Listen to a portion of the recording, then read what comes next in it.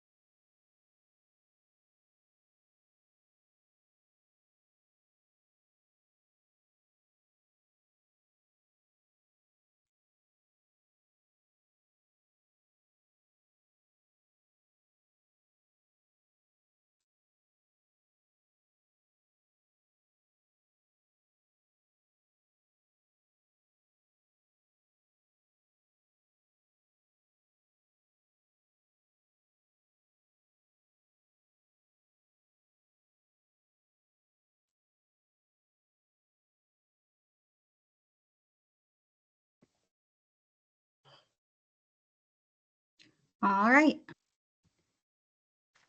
Let's get started here. So good afternoon, everyone. Welcome to CGIO's monthly webinar series for March 2025, sponsored by Mapped Out GIS Solutions. My name is Rebecca Marcagiani, and I'd like to introduce Nicholas Smilovsky, who is going to be our speaker today, presenting on digital delivery. He is the Geospatial Solutions Director for Bad Elf, specializing in GNSS receivers for field data collection for a wide range of projects. Nick is a true geospatial evangelist, frequently appearing as a keynote or featured speaker at conferences all over the country. He enjoys sharing success with others and witnessing their growth. Some of you might remember him from Ohio GS Conference this past fall. This presentation today will cover digital twin technology and advanced digital delivery processes, highlighting how geospatial technologies are fueling the smart 3D revolution while redefining urban planning and infrastructure development. Nick, are you ready? Let's do it. Hey, everybody. Can you hear me okay? I can hear you. Thank you for presenting for us today. Absolutely. Let me go ahead. Hopefully you can see my screen now as well. Yes, we can see your screen. You're all set. Okay, perfect. So thank you everybody for having me back. For everybody out there that I got to meet at the Ohio GIS conference, good to see you again. I appreciate you having me back. Yeah, it was really great to get to know everybody. You'll notice that I have changed up the title of the presentation a bit. I got my humor funny bone going, and I felt like digital delivery was just not a fun enough title. So what you're going to see here is over the next hour, just slightly less, we're going to go over a bunch of different things. I'm going to try to be as humorous as possible. And what you're going to see here is I'm really trying to impress upon you the importance of the digital twin and digital delivery systems. And we're going to start that off by having a little bit of humor. Let's see here. Oh, there we go. Oh, sorry, just having a little tech difficulties. Here we go. We'll start off with a little bit of humor. Hopefully somebody out there is old enough to remember the rap group, the Digital Underground. We'll talk about that in just a minute. So what we're going to talk about today, again, is all wrapped around the digital twin, the digital delivery systems. But before we can even get there, we've got to understand some of the basics of global positioning and GIS. We're going to talk a little bit about geodesy. I know for the GIS people in the crowd, this can be really scary, but it's really important for the foundation of the digital twin. You can't have a 3D representation of the world that makes smart decisions if you don't start off on the right foot. If you can imagine back in the day when you'd say build a church, for an example, they called it the cornerstone. It was the first brick laid for the building. This is the importance of geodesy. We're gonna thoroughly beat to death everything to do with digital twin and the digital delivery system. I'm also going to talk a little bit about subsurface utility engineering, or SU. Uh, and the reason being is it's got some really good kind of case studies that I think will hit home the importance of the digital twin. And again, wrapping this all back into GIS, into urban planning, into architecture, into landscape architecture. How do we manage and engineer the cities of the future? How do we become smarter, not only in terms of infrastructure, but in terms of populating the data, collecting the data, and then making informed decisions? So I mentioned earlier this thing called the digital underground. Now, if you, I'm 41, so I'm not that old, but if like you were around in the 80s or the early 90s, you might have heard this really funny song called the Humpty Dance. And this group, this digital underground group, they were literally one of the first kind of modern rap groups to break out into the scene. So much so that Tupac, if you've ever heard of Tupac Shakur, Tupac was actually part of the digital underground before he got his start. You may have also heard of the funk band if you're more into the rock and roll jam stuff. Parliament Funkadelic also has a huge influence here. And then the main leader of the guy was somebody called Shock G, right? See the dude in the middle of the screen down here with the hat on? Well, he literally made his nose look really large, and he wrote this song called the Humpty Dance. And this is ridiculous. And you're like, why is this guy talking to me about the digital underground in an educational webinar? The reason is I want you to walk away with the like kind of a larger than life impression that the digital twin is really important. So if I have to use weird symbology and weird symbolism like the digital underground to hit home how important this is to you, so be it. So if you walk away with anything, I want you to be thinking the digital underground, rap group, Tupac. Oh, wait, Nick said the digital twin and digital delivery is really important. And so make that connection. And by the time you leave here today, I don't want this to just be a buzzword anymore. I want it to be something that you might actually consider. So I mentioned that before we can even get to the digital twin, we have to start with that cornerstone, the XYZ, the point of beginning that marks the spot. With the digital twin, as with all GIS data and engineering data and CAD data, the data going in, if it is bad or if the data are bad, the stuff coming out of the systems is even going to be worse. It's the snowball effect, right? If you've got bad things at the top of the hill and you let it roll down the hill, by the time it gets to the bottom of the hill, it will propagate and you get more and more messy within the system. So you always need to start with high accuracy, high precision data. We'll talk about a POB. This is the foundation of the digital twin. There's going to be a few AI images. I'd be remiss if I didn't have some stuff here for our AI overlords. But GPS, for an example, has been around for nearly 70 years. And it is kind of the traditional way right now that we collect positions out in the field. And so we need to understand this as GIS professionals a little bit better. Now, there are other positioning devices like total stations and lasers and things, but today we're just going to stick to the basics because these basics apply across all the geospatial realms. And so if you've ever heard of GNSS, GNSS is Global Navigation Satellite Systems. That's the archetypal term to refer to all the other the constellations of satellites throughout the world. So the US constellation of satellites is called GPS, or Global Positioning.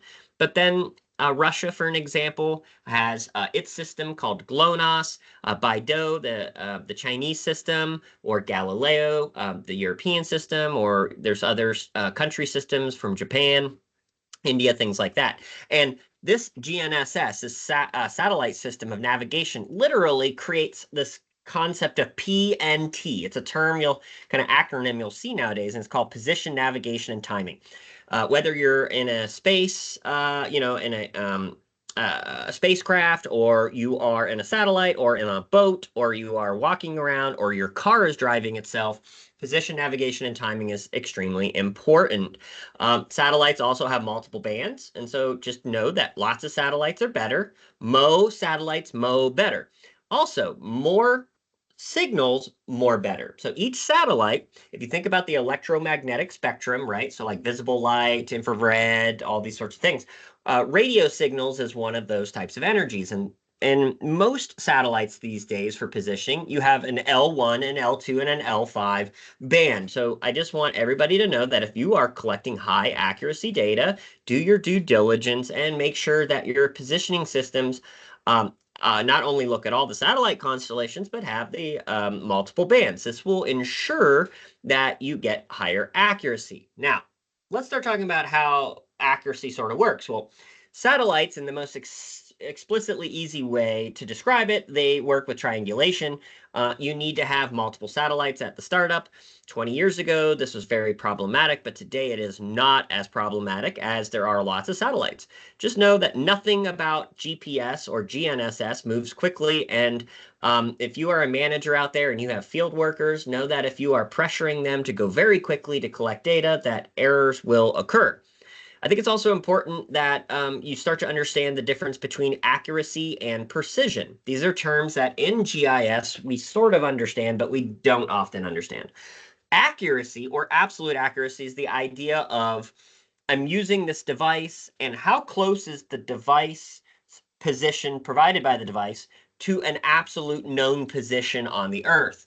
So if I have a brass cat monument set by the NGS and I have my GPS, what's the distance from that, right? Like the actual distance, that's your absolute accuracy. Now, precision or repeatability is the idea that within the data set, if I collect multiple samples, multiple points of the same thing, that it will be repeatable. If I'm going to measure 2 points within the data set, it is going to be precise. Both are important. Now, what people don't realize is you can have high accuracy yet really low precision, or vice versa. And these are what you're seeing on the screen here. A is low accuracy, low precision, right? So there's no cluster of points and it's not at the bullseye. B is high accuracy, high precision. That's the bullseye. That's like if you're throwing darts, that's what we're looking for. But C is low accuracy, high precision. So you're really tight and clustered, but you're not on the actual spot. All of this matters a lot if we're creating an accurate digital representation of the Earth, right? If we have error here in the initial devices collecting the data, we are going to be helpless to have a good data set downstream. Here's an example, depending on the types of GPS, this red one is not as good as this orange one versus the green one, right? So there are different types of GPS and RTK and the different amount of satellites and the different bands. Suffice to say, mo satellites, mo beta, right? Like I try to be funny about it, but like we want to have that highly accurate RTK fixed data, right? If we're trying to create digital twins that matter. Now, I wrote some papers back in the day on augmented reality and smart devices like cell phones like the iPhone and GPS. What I'm making the point here is that things like augmented reality, perhaps you've heard of Microsoft's HoloLens or Apple Vision Pro, which if you've not seen this thing yet, it's pretty dang spectacular. You can't use these systems that tap into the digital twin, right? Augmented reality, mixed reality, virtual reality, they are the digital twin. You can't do any of those things without high accuracy GPS. And for that matter, all the people that have cars that drive themselves, or if you're in a city that actually has cars with no drivers, which like in Phoenix, where I lived for a long time, the Google Waymo cars have it. You don't do any of that without that high accuracy to begin with, that high precision.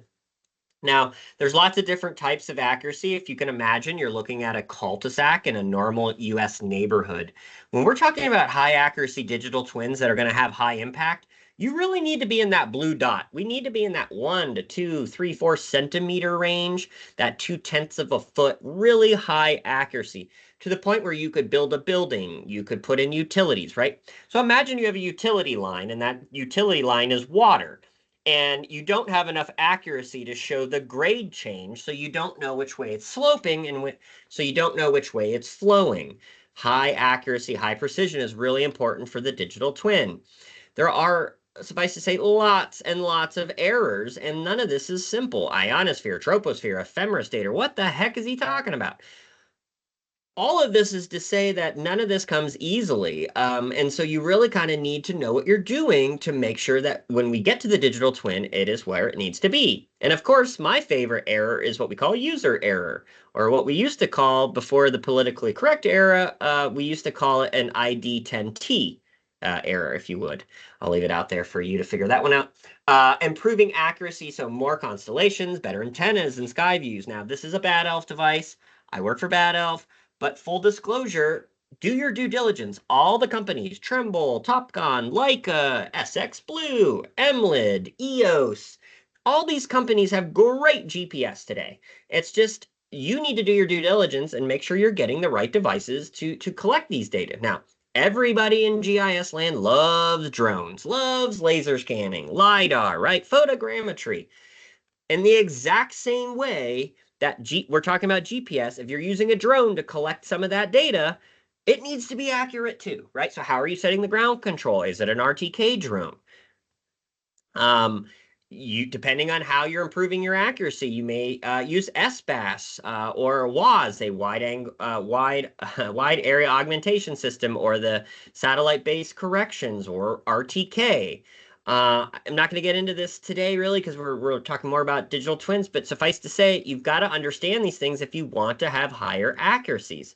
RTK, or real-time kinematics, is a correction service that's a terrestrial system that helps provide higher accuracy. That way you can get to where a land surveyor, a registered surveyor, would stamp those data, or an actual PE, an engineer, would do it, or RPLS, or a registered architect, right? So you've got to have that high accuracy. I love this image here. So a couple data collection tips if you're out in the field. Imagine what you're seeing here is on the screen. It's like if your head was the top of your GPS and you look straight up. That's what we call the sky view. That's like what the GPS is seeing with satellites. Now, notice that all those buildings circumnavigating its view is actually obstructing those satellites. And obstruction of the satellite, that radio signal, will cause error. So how is the device orientated, right? Is there obstructions, fences, vehicles, buildings? You're a meat shield. Your body will block radio signals, right? Did you give it enough time to start up and to let the GPS settle, right? This is the concept of GPS actually likes to be stationary. The way you get a global positioning system to have its highest accuracy, you sit there, you let it sit there. And these are some tips, right? Are you collecting in an urban canyon, aka an urban city environment, or are you under dense vegetation out in the scrub bush, right? What kind of other observation, what other types of obscurations do you have to those satellites? Weather, right? And so, are there big cumulus clouds in the sky with rain droplets in it? Water affects these things, or government GPS outages, right? And so, if you're a drone person and you know what a NOTAM is, or a notice to airmen, they'll often say that they're doing testing. And I used to live near a place called Yuma Proving Ground, and Yuma, for an example, is where they test a lot of the military hardware in the American Southwest. And they would often put out like, hey, we're going to jam and spoof the GPS. Well, that's going to impact you. So these are things you need to know on the front end before you get to the digital twin. Bluetooth range, right? We talk about geodesy, datum, and projections. Like, we just went over all of this GPS stuff, but that's all to be said that we need to take that data now and get it into a map, right? And so why is this important? I see this sort of thing all the time. Does everybody know what NAD 83 is, the North American Datum in 1983, and what's the difference between WGS 84? I'm going to guess probably about 50% of you probably don't. And that's okay. And you probably have multiple degrees even. But we just don't teach this anymore. But it's so important, and I see it all the time. I get people that call in and they're like, my data doesn't line up. And I notice that all their data points are 3 feet off to the southeast. It's a uniform data mishap. And I immediately know, ding, ding, ding, ding, ding, that's a WGS84 to NAD83 issue. Maybe they thought they're collecting in NAD83, but they're actually in WGS84 or vice versa. Keep in mind that WGS stands for the World Geodetic System of 1984. NAD83 refers to the North American datum of 1983. These are different datums. They don't work the same way, but we often confuse them, and we just don't even teach this in school anymore. And if all your data are off by 3 feet, that could be extremely detrimental. Base map errors, right? So we get this all the time where like people are looking at some maybe Esri base map, map or Mapbox or whatever, and then they like compare a drone image and you get something like this where the road doesn't line up. How do you match? Well, I just want to let you know, aerial imagery is almost never an acceptable or authoritative way to actually set your data up. It's not authoritative. Like that data had to get moved there. Something like a GPS or a total station is authoritative comparatively. I joke, but if you think that the Earth is flat, you should probably go ahead and quit the webinar now. It is not flat. Fun fact, there is a group of people that the Flat Earth Society that actually meet every year and fly. I found out one year they met in Colorado Springs as somebody who has flown into Colorado many times over the years. I can tell you what, that you can literally see the curvature of the Earth while you're flying into the Colorado area. But it doesn't negate the fact that we still have this 3D world that needs to get into a 2D surface or back into the 3D. It's kind of interesting. We've gone full circle when we talk about the digital twin. What do I mean by that? Well, like we normally represent the Earth as a spheroid, right, or an ellipsoid. So this first thing over here is what we call a sphere, right? That's like you're in 5th grade in science class, and you did your diorama of all this planets, RIP Pluto. That's the most basic understanding. It's like the circle, right? But we actually know that due to centrifugal forces and the spinning of the Earth, we're actually wider than we are tall. So that's actually what we call an ellipsoid. And that's what GPS inherently works in. But then we have this weird globular thing that's called the geoid, which actually has to do with gravitational models, which leads itself to orthometric height, which is actually what we call ground if you're in survey land. And we don't have enough time to get into this, but if I am saying things that you don't understand or you've never heard, I'm going to highly recommend that you use ChatGPT, Google, whatever, YouTube, and look into some of these things. Like if you're out collecting data in your organization, your government, your AEC firm, whatever the case may be, and you're not like kind of thinking about some of this stuff, I'm going to recommend that maybe you do. Here's a representation of what I'm talking about. This ellipsoid, or that kind of interpolated grid surface. It's interpolated, where the geoid actually takes into account gravity, right? And so geodesy in general is the measurement and the understanding of the Earth. We place value on height based on what? Mean sea level. Have you ever heard of the mean sea level? Well, the sea level is not equal everywhere around the Earth, right? So we have a mean sea level. The sea is actually influenced by gravity. That's why we have geoid models. They're gravity models that actually move the water around. Think about like when the moon goes across the sky, that's why we have tides, right? In a similar vein, different parts of the Earth have different compositions which affect the water level, which if you're staying back to the Colorado example, if you're at Aspen and it says, I don't know, 8,422 feet, welcome to Aspen, what you're seeing there is actually mean sea level. But the reality is you can define height in GIS like 112 different ways. And it's super complicated. And guess what? We often get it wrong. Here's a great example. It's like, oh, I flew my drone and I got a point cloud and I'm trying to get my point cloud to, attach to the ground in my map. And all of a sudden you get something like this where it's floating, right? And if you're a land surveyor, maybe you've heard of this, or maybe an engineer, but like grid is what a land surveyor calls ellipsoidal height, which is actually what's coming out of the GPS inherently. But land surveyors, will apply something called a scale factor to make it ground or ortho elevation, which in GIS land is actually called something like NGVD 88. I can't see you out there, but I guarantee if I asked some of you, have you ever even looked at the vertical coordinate systems in the Esri ArcPro platform? You'd probably say no. right? But if we're talking about digital twin and we're going away from 2D back to 3D, we have to have these things figured out. Hey, to make matters worse, does everybody know that there's a new datum coming out?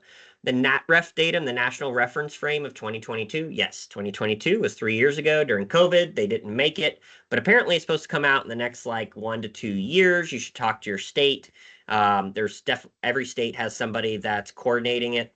But this datum is actually dynamic. It's taking into account not only gravity, but how the tectonic plates are shifting and how the actual ground is uplifting and subsiding. So it's going to get even a little bit more complicated here sooner than later. I mentioned this orthometric height, and this is just the idea that it's the ellipsoidal height plus or minus the geoid separation. Again, not going to get into this, but if any of this is foreign to you, this is your call to action during your next lunch. Start YouTubing this stuff. And here's the crazy part. We've only really talked about datums yet. We haven't even got into projections. We haven't even talked about how do you take this globular thing and put it onto a flat piece of paper. Think about if you have an orange in your hand and you peel the orange and you lay it out flat, right? How is it going to tear and shear that that shape? And this is what we call a projection, right? There's planar projections, conic projections, there are cylindrical projections. But projections are how we get that flat area. This is also how we get, say, state plane systems, whether it's state plane or UTM zones. Other things you need to be thinking about as we talk about the digital twin, is it in international feet, US survey feet, meters, degrees, decimal degrees, right? These are all things that you really need to kind of understand. The other thing is, when you collect these GPS data, the GPS, like all of them, Trimble, Topcon, you name it, they provide you a lot of metadata. And so you can actually qualify how good those data are, right?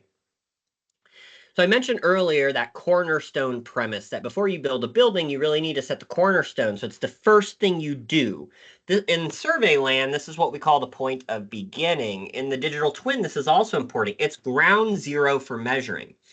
A lot of GIS people, when we go out in the field and collect data, we do not do this. We just go, oh, I need to go collect fire hydrants. I'm going to go out to the first fire hydrant and I'm going to start collecting data. What a POB would be like, before I go collect that fire hydrant data, I'm going to go check my GPS in on a monument, or I'm going to put a nail in the ground, or I'm going to go to a sidewalk corner and I'm going to go shoot that every single time to make sure that I'm checking in, and that first data point that I build the rest of the data set off of is really good. A POB, for an example, if you're in the drone or the LiDAR laser scanning space, that's your ground control point. Your point of beginning is the ground control. It's how you're tying your data sets together. It's the ground zero for measuring, defining everything from there on. A kind of fun fact, as a history nerd, I love this. And by the way, it's Surveyor Week. Did everybody know that's International Surveyors Week this week? But established in 1785 was the beginning point of the U.S. Public Land Survey. And so that's pretty cool. And all of this, again, is usually marked by some type of physical monument, a nail or a stone, depending on what time era. Again, the importance here is all of this creates the reference, the system for that digital twin. Now, you may ask yourself, are all data built the same? And I would say, no, they are not. Some data are representative. Some data actually are rich and include really good topological type of information. Some data are used strictly for applications. Some data have great benefits and some do not. Some integrate well, some do not. Some are really important for all kinds of industries, and some data, honestly, are worthless. Now, one thing I want to keep everybody thinking through is we have GIS data, right? And typically it's been two-dimensional, like where are you on the map? But now we have 3D data, right? That's how we get to the digital twin, 3D GIS data. Now, in the CAD space and the engineering space, so we're outside, think 3D GIS. But the moment you go into a building, an actual like piece of architecture infrastructure, now we're in the world of BIM. It's called Building Information Modeling. But the reality is they're all part of the same system. So on the left, you see here this great ChatGPT imagery, but it's like buildings. On the left is BIM. GIS data, like raster 3D data, is the image on the right. I call this Smilovsky's super simple data hierarchy chart. If you think about data, like big tabular data is at the bottom. This is like what your cell phone's collecting, Google's collecting, our AI overlords. This is the spreadsheet behind the point, right? That's the most data we have. This is how we do spatial joins, or let's not spatial joins, but attribute joins, right? Then you get to 2D geospatial data, and that's where a lot of us have lived for a long time. But now we're talking about 3D data, right? GIS 3D data and BIM, building information 3D data. But at the top, when all of those things roll up, you get to the archetypal point, in which I consider kind of the future, but really reality is today. That is the digital twin. Holy cow, so we just talked for 30 minutes to get to the point of what is the digital twin? Now, most of you have heard of it, and it's like a buzzword.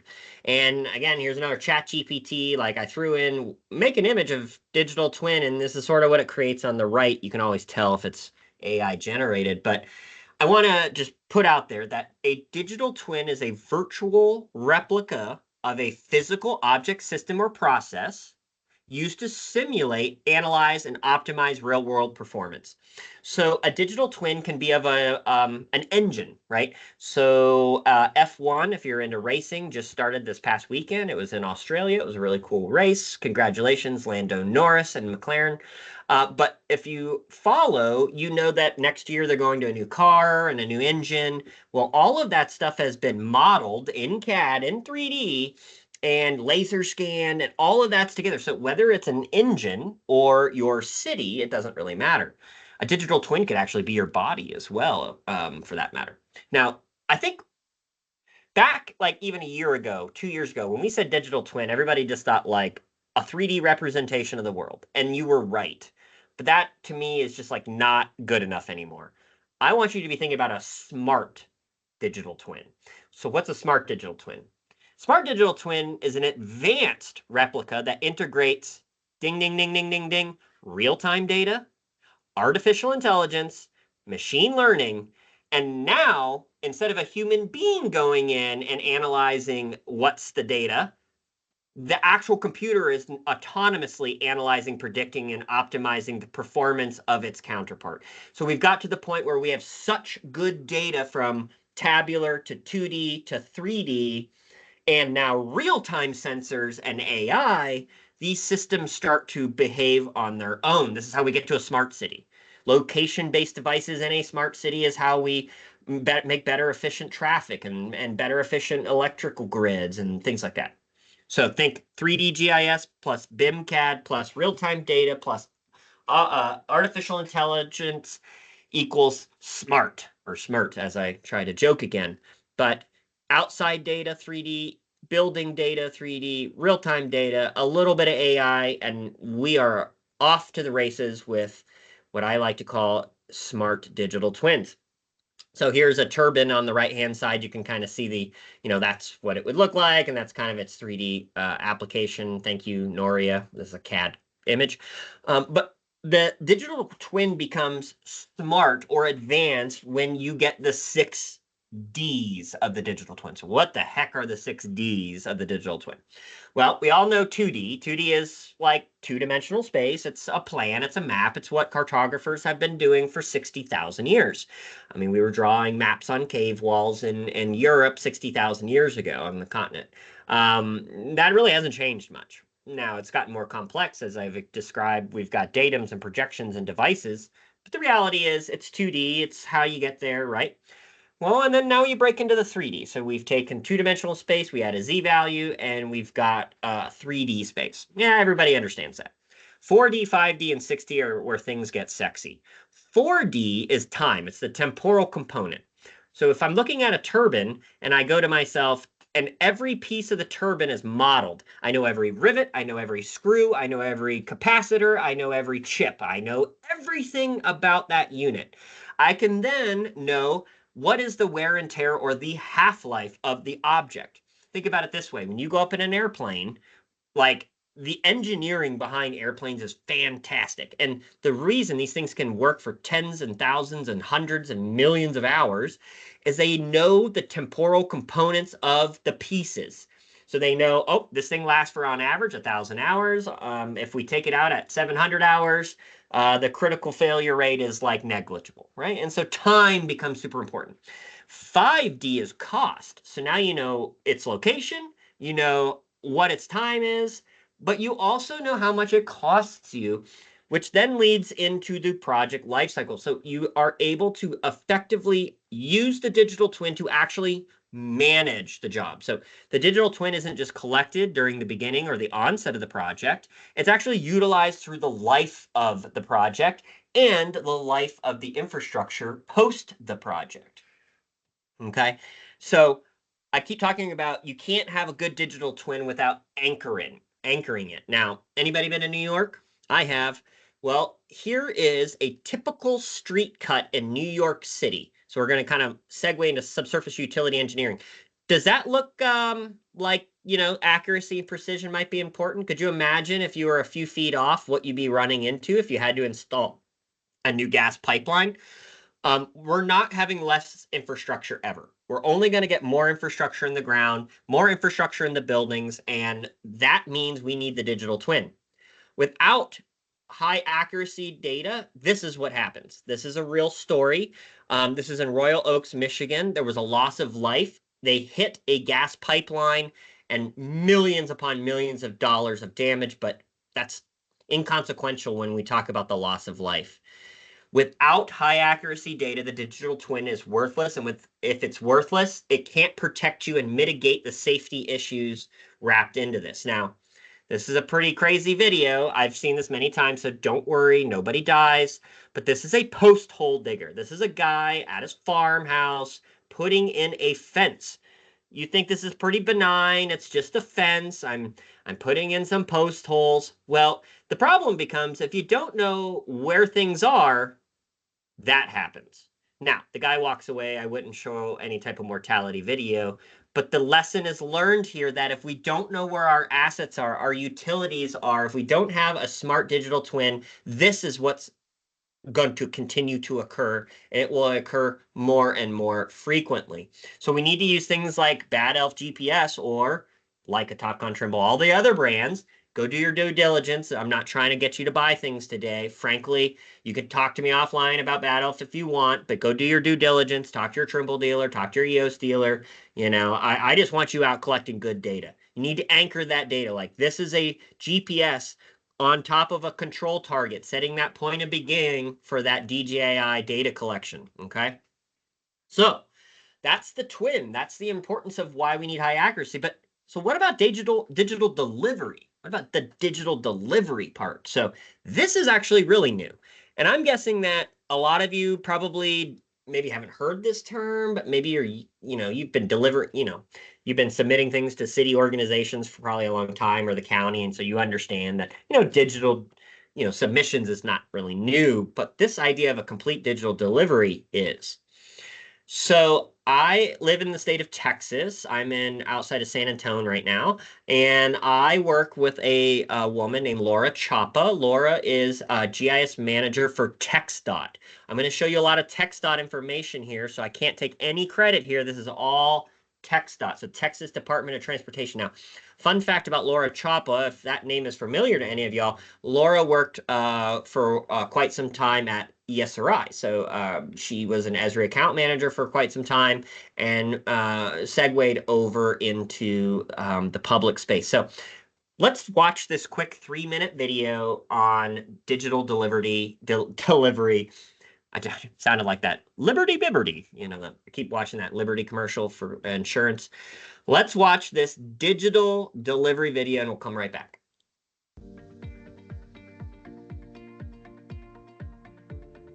For over 100 years, the Texas Department of Transportation has been a leader in the transportation industry, adapting to the evolving landscape of technology and development. In today's rapidly evolving world of infrastructure development, the need for efficiency is paramount. TxDOT has always sought out technological solutions to improve its operation, ensuring smoother collaboration, high-quality plan production, and better decision-making. TxDOT will continue to advance as an industry leader through its digital delivery program. But what exactly is digital delivery, and how will it revolutionize the way TxDOT does business? In the past, infrastructure projects relied on 2D plan sets to convey 3D information. While this practice has been in use for a long time, 3D modeling allows for more efficiency between design, construction, asset management, and maintenance. With digital delivery, each project is designed in a way that allows for increased constructability and translation into a digital twin, which is a digital replica of the design in the real world where all asset data is organized and easily accessible. Digital delivery is just that, using models, also known as digital design files, as legal construction documents. Digital design files facilitate more efficient practices like model-based quantity estimating, reduced change orders, and reduced construction duration through the use of automated machine guidance. 3D modeling also allows for more advanced design and constructability review. Engineers can identify safety hazards and perform clash detection analysis to address issues early in the design process. That means more precise planning, design, and review, leading to better accuracy. Complex ideas and designs can be communicated more effectively to all those involved in the project, including the public. Visualization tools can be used to engage the public in the planning process, gathering feedback and fostering community involvement. Digital delivery unites all project staff through seamless data exchanges to break project silos and enhance communication. This provides flexibility for teams to more easily implement changes and ensure that everyone is still working from a single source of truth. But it's not just about the models. Digital delivery allows for powerful data analysis and simulations, helping teams make informed decisions and optimizing performance. After construction, asset management is improved by using data-rich as-built models to plan future projects and monitor maintenance needs.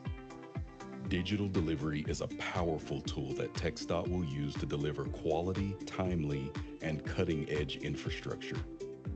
The digital delivery program is not a singular event. Instead, it comprises multiple components that will be implemented strategically, following thorough testing, piloting, and the development of comprehensive training materials. The result? A safer, smarter, and more sustainable way of doing business at TxDOT, paving the way for a brighter future.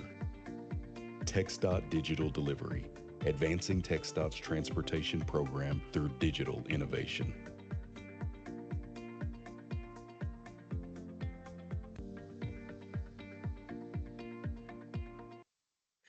Okay, and we're back.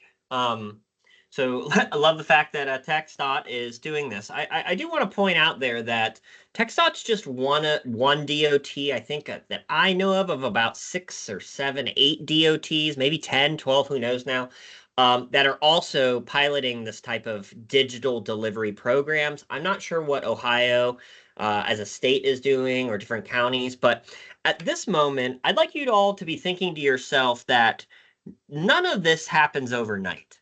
This is a process, and this takes time. But the time is now. The time is now. We have the tech. We have all the things. It's no longer a pie in the sky theory. It's not some sexy term we talk about at conferences. It's a reality. It is required. You can't build data centers, for an example, or big buildings anymore without BIM models. Now, how we use them is still up for debate, and this is why I'm making this pitch to you. But don't think like, oh my God, we could never do this. It would be too much work. We can't handle that. If TxDOT, the second largest DOT per population per state in the country, but also the second largest state via land mass, only behind Alaska, if Texas, if we could do it down here with our southern drawl, we can figure it out. Like anybody in the country can do it. So what is digital delivery? If I summarize it, it refers to a project delivery method that utilizes digital methods to share construction models and data between the pre-construction and construction phases. The whole gamut, soup to nuts, A to Z, should be part of that digital delivery. Now, what are some of the benefits you saw in the video? Complete design coverage for every square inch of the project. Highly accurate model-based quantities. So you're not guesstimating, you're actually estimating. Enhanced project communication and collaboration. I mean, nowadays you can walk out with your smart device and see all your data through your device through an app like Pix4D Catch or VGIS or Trimble EyeSight, right? Enhanced project communication is huge, right? Even think about Esri and the workforce stuff. You can send out workers now and be actively communicating with them as they are collecting data into ArcGIS Online. You're seeing it dynamically populate in your servers and your dashboards. Clear communication of design intent, reduced overall project risk, automated data extraction, right? Start adding in that AI, machine learning. Enabling more precise, comprehensive, and competitive bids, significant reduction in requests for information. Change orders become easier. You get seamless transitions of data to different design constructions and formats, lower overall construction costs because of all of these things, improve safety just by, say, not hitting pipes anymore, which utilities are the bane of every construction job ever, right? These are all good reasons to use digital delivery. So I mentioned that nothing about this takes place overnight. TxDOT, which I mentioned how big it is, you can see, and all of this is available on the website, and I can provide that to you if you're interested. But they have a whole plan. It's like a master plan of how to get there. And you can see that, like, literally in 2018, they started the Digital Delivery Program Roadmap. And so this thing has been going on for quite some time. And you can kind of see its development, right? So by 2023, software investigation, model review for statement of SOP development, pilot project development, asset management, digital twin exploration, strategic plan development. So that was 2 years ago. We're now in 2025. The first fully digital pilot project is now taking place, and the model is it's launching. Then they added more pilot projects. We'll see there in a minute, and then here very shortly, all statewide projects are going to have this. So I mean, yeah, it took 7-8 years. But the time is now. And again, if somebody like TxDOT can do it, you guys can do it. Anybody can do this, whether you're a public organization or a private, right? And so TxDOT had these digital delivery projects. And so they wanted to prove the concept, test new technologies, softwares, identify challenges, demonstrate the value. I did want to show you, let's see here. I just want to open up the actual website. So if you go to txdot.gov, you can see here. And what I will do so that everybody has it, I'm going to go ahead and put it into the chat so you guys can go on here and explore it yourself. But they have this really awesome, God, I love embedded maps, by the way. I'm just like, yes, GIS, woohoo.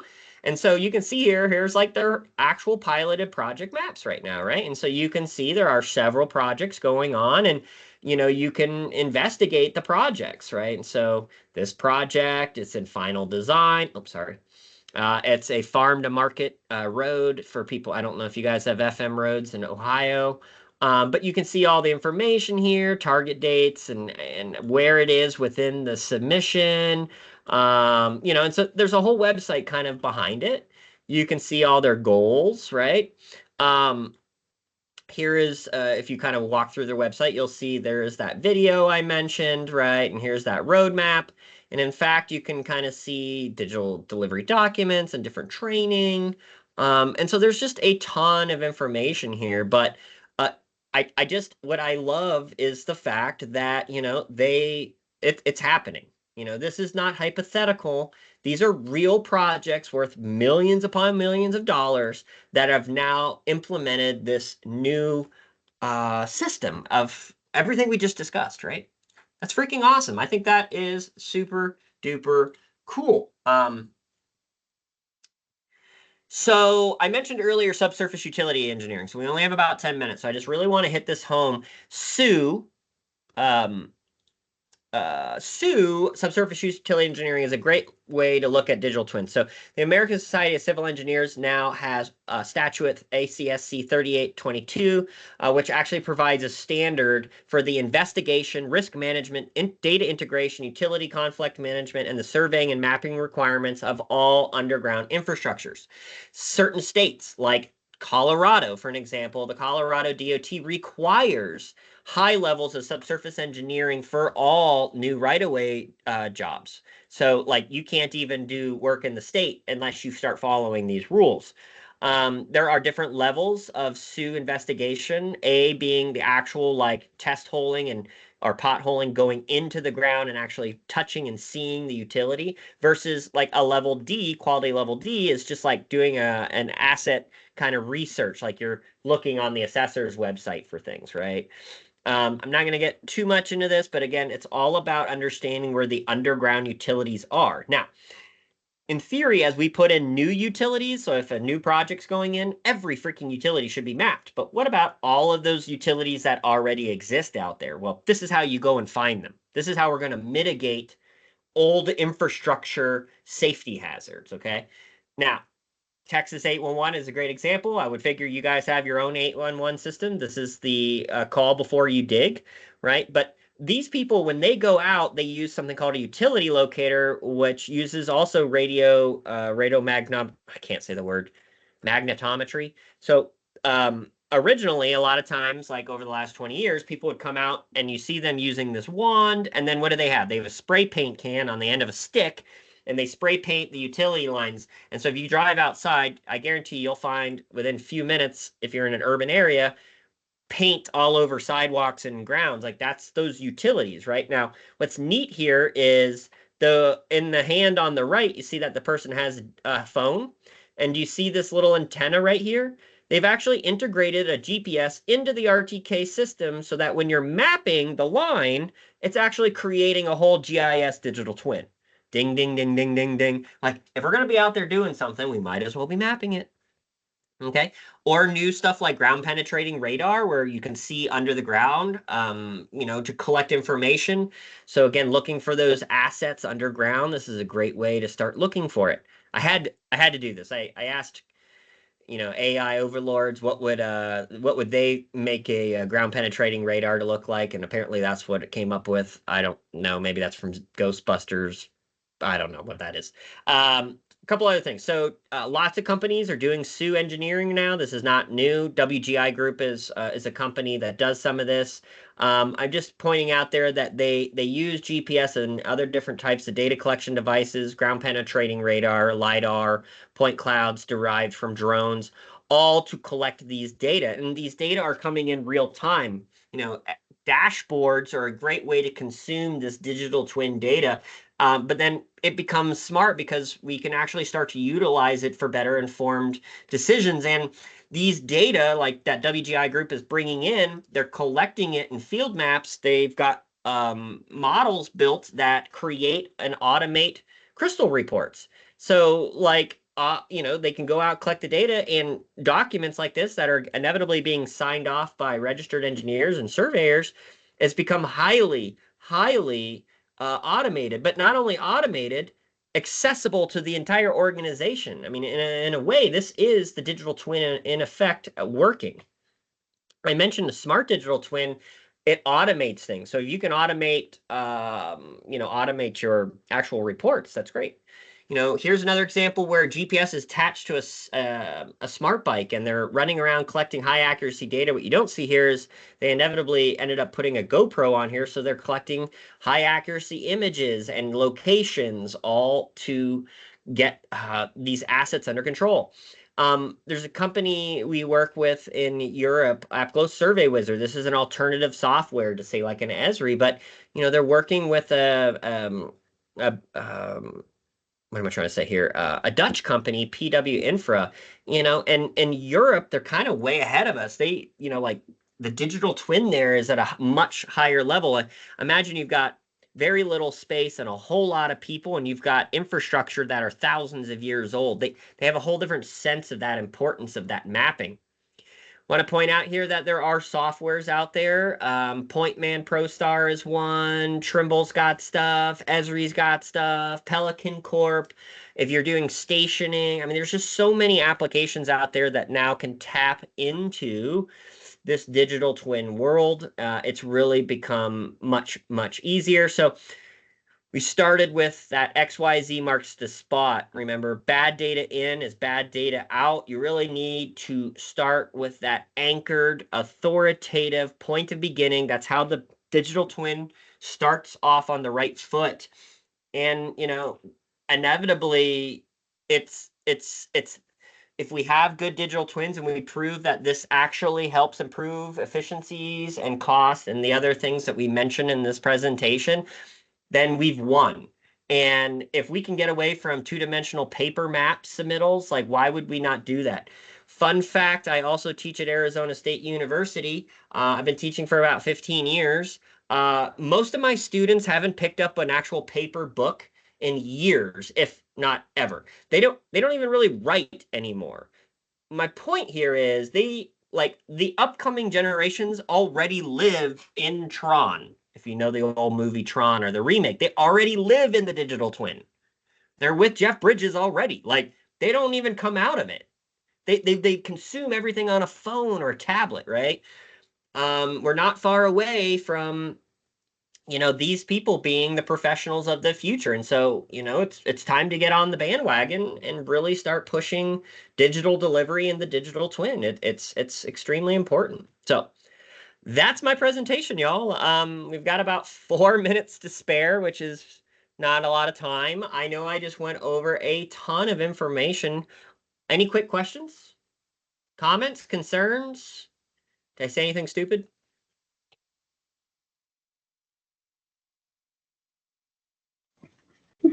No, thank you so much. Again, does anybody have any questions? We have a lot of clapping emojis and laughs, so it looks like everybody enjoyed it. But if you have any questions, feel free to put it in the chat.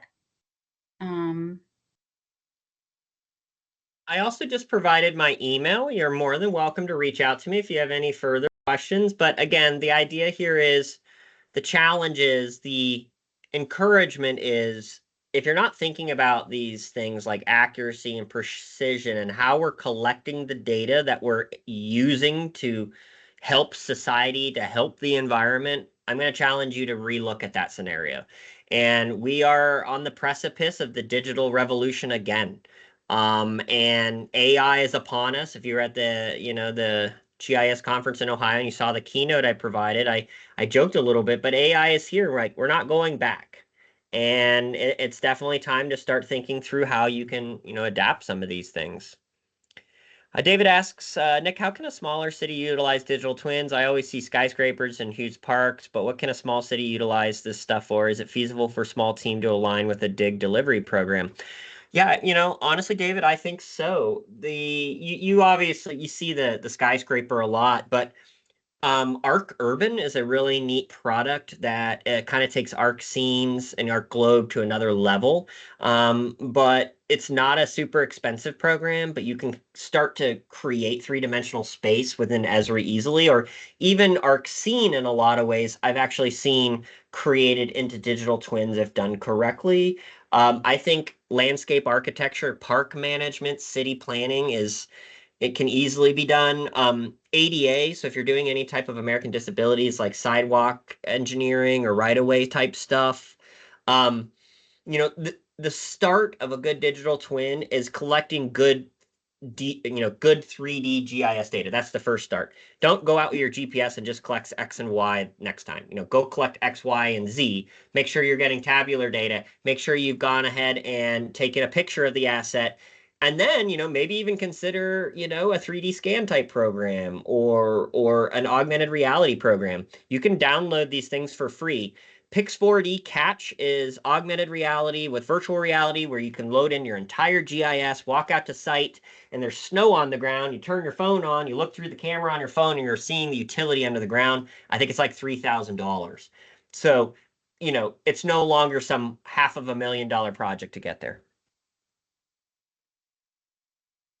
Let me see here. What program will you use for mapping the rare plant collections, mapping the parks in the region? Yeah, lots of plant applications as well. I really like, if I'm collecting data, the USDA and Davy Trees came out with something called iTree. It comes up with a lot of really smart metrics like carbon sequestration and stormwater runoff and reserve study costs. That's a really cool one. Let me see. What is this? Yeah, I like these are funny. I was asking more for the group. Fair enough. Any other questions?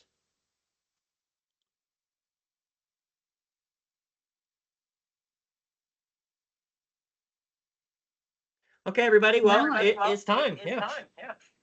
All right, thank you so much. That was very helpful. And I know in my own county, I've gotten the call of we're trying to run fiber lines and we need to know where all the utilities are. So this is definitely something that even in smaller communities or more rural, we all need to keep on top of. So thank you so much. And Nick put his contact information in the chat. And thanks for joining us, everybody. Cheers. Have a good day. Thanks.